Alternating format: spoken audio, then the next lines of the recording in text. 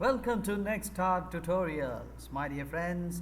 Today we are going to learn about some of the formulas and functions in Excel.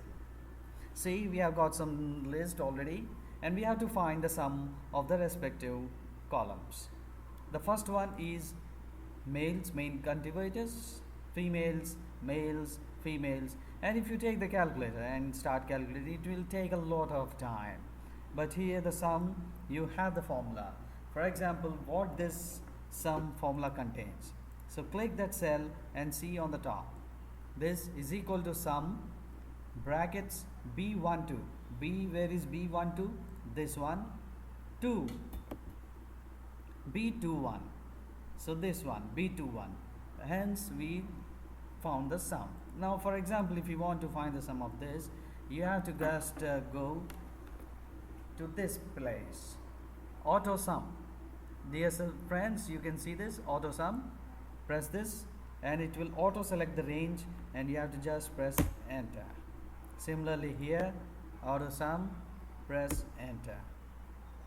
Auto sum, press enter. Now the question arises, if you want these entries in some other cells, like for example here, sum of male main workers, how it can come? So here you have to just press the same equal to auto sum, and when we press the auto sum, it asks you about the range to be defined. So just press the mouse button and drag on to your range and then press enter. See, 775304. Similarly to the other data, we can find the auto sum, and this range also must be defined up to this. So fourth one is defining like this, 41551. Very good. So my dear friends, you have got how to take out the sum of the data.